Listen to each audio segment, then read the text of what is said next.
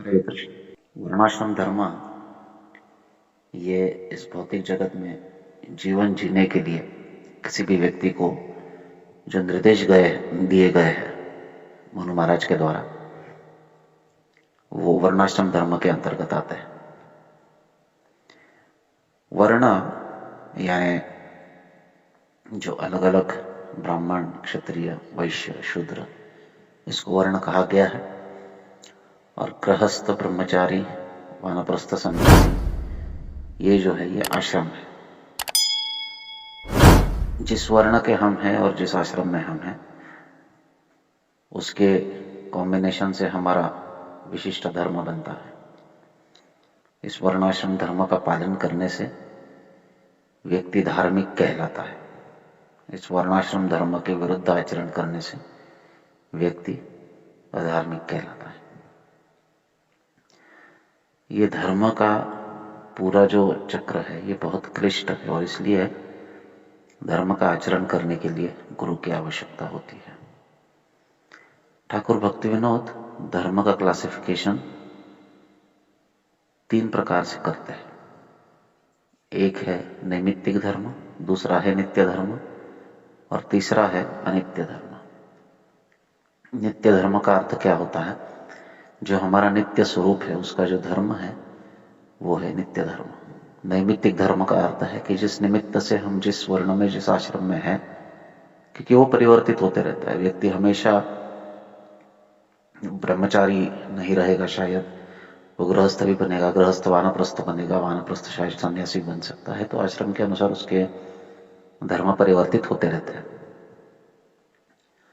और फिर वर्ण भी, आजकल तो वर्ण क्या, वर्ण संकर ही चल रहा है। कोई भी एक प्रकार के वर्ण से कार्य नहीं करता है। जाति और वर्ण में अंतर होता है। जन्म से अगर कोई ब्राह्मण हो तो वर्ण से ब्राह्मण हो, ऐसा जरूरी नहीं है। तो वर्ण से अगर वो नौकरी पेशे में है तो वो शूद्र हुआ, अगर वो व्यवसाय कर रहा है तो वो वैश्य हुआ, अगर वो एडमिनिस्ट्रेशन या तत्सम कार्यों में है, राजकारण इत्यादि में, तो क्षत्रिय हुआ। लेकिन हम देखते हैं कि राजकारणी व्यवसाय भी कर रहे हैं, ब्राह्मण व्यवसाय कर रहे हैं। ये सब आजकल जो चल रहा है वो खिचड़ी है। लेकिन चाहे जो भी हो, उसके अनुसार हमारे धर्म जो है परिवर्तित होते रहते हैं। एक वैश्य का धर्म, एक ब्राह्मण का धर्म अलग है। एक ब्रह्मचारी का धर्म, एक गृहस्थ का धर्म अलग है। उसी प्रकार वानप्रस्थ और सन्यासी का धर्म भी अलग है। अब गृहस्थ में रहते हुए शरीर के निमित्त से हम अलग अलग संबंधों में बंधे हैं और अलग अलग संबंधों के अनुषंग से हमारा धर्म भी परिवर्तित होते रहता है। इसलिए इसे नैमित्तिक धर्म कहते हैं। नैमित्तिक का अर्थ क्या है? निमित्त के द्वारा हमें प्राप्त हुआ। निमित्त क्या है? निमित्त ये शरीर है, शरीर की अवस्था ये निमित्त है। अगर हम अमुक अमुक धर्म, अमुक अमुक आश्रम और वर्ण में है तो उसके अनुसार हमारा धर्म परिवर्तित होगा।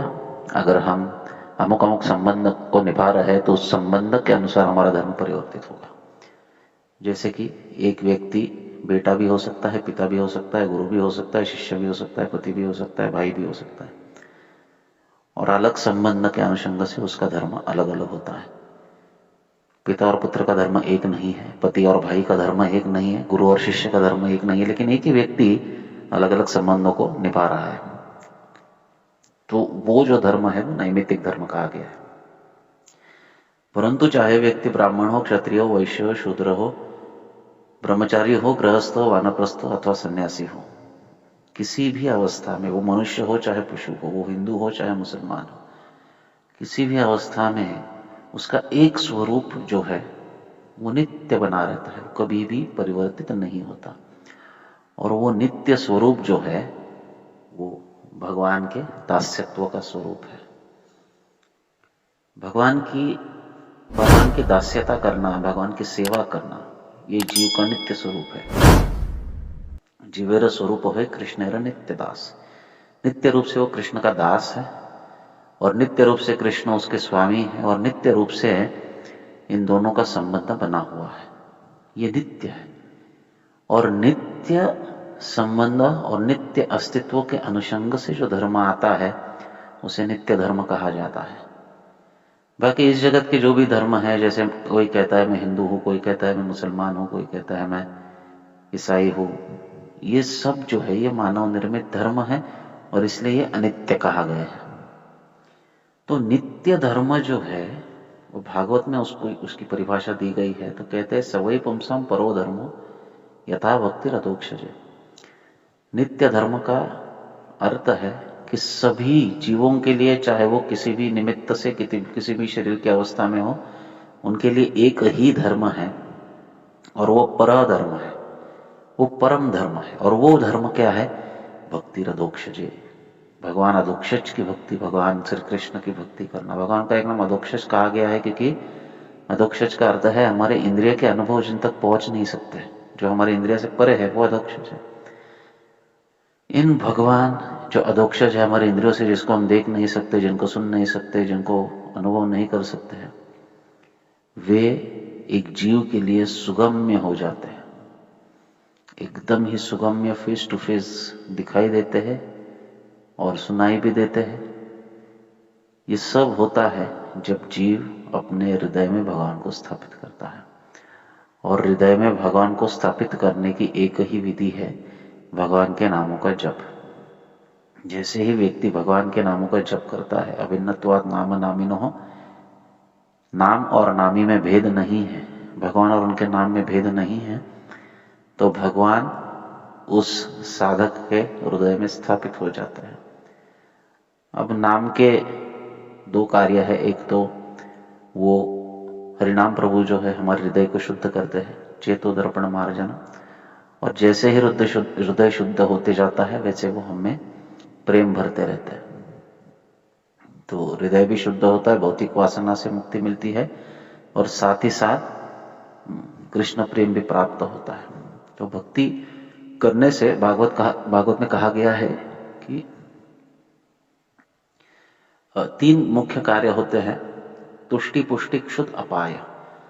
पहले तो संतुष्टि होती है, जैसे कोई भूखा व्यक्ति जिसके सामने अगर प्लेट 56 भोग की प्लेट आ जाए, या फिर कोई भूखा है तो उसे खाने के लिए कुछ भी लगता है, चलता है, 56 भोग ही चाहिए ऐसा कुछ नहीं है, तो उसके सामने कुछ भी खाने के लिए आ जाए तो खाएगा। तो पहले तो वो संतुष्टि अनुभव करेगा, बहुत समय से खाया नहीं है, पेट में आग पलट रही है, तो वो संतुष्टि अनुभव करेगा। दूसरा पुष्टि, उसको पोषण मिलेगा तो वो पुष्टि अनुभव करेगा।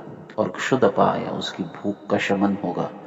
उसी प्रकार भगवान के नामों का जप भी हमको संतुष्ट करता है, भगवान की भक्ति हमको संतुष्ट करता है, हमारा पोषण करता है, और हमारी जो भूख है, हमारी जो वासना है, उसका शमन भी करता है।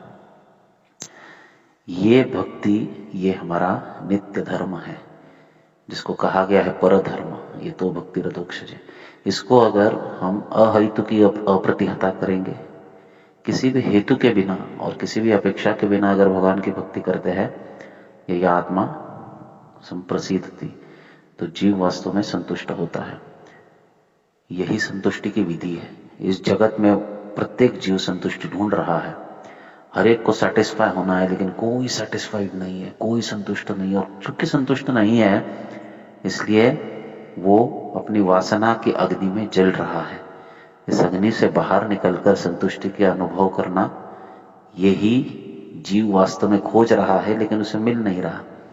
ये कहाँ मिलेगा? जब वो भगवान की भक्ति नित्य धर्म में स्थापित होगा, तभी उसे यह प्राप्त हो सकता है। वर्णाश्रम धर्म का पालन करते करते जब व्यक्ति नित्य धर्म का आचरण करता है तो उसे दैवी वर्णाश्रम कहा जाता है, और दैवी वर्णाश्रम यही श्रील प्रभुपाद जी का रिकमेंडेशन है। तो चाहे हम किसी भी धर्म के हो, चाहे किसी भी जात के हो, किसी भी पंथ के हो, हमारा एक ही धर्म है, भगवान की भक्ति करना। ये जब करेंगे तो सभी धर्मों के परे जाकर हमें वास्तविक संतुष्टि का अनुभव होगा। हरे कृष्ण कृष्ण कृष्ण हरे हरे, हरे राम राम राम हरे हरे।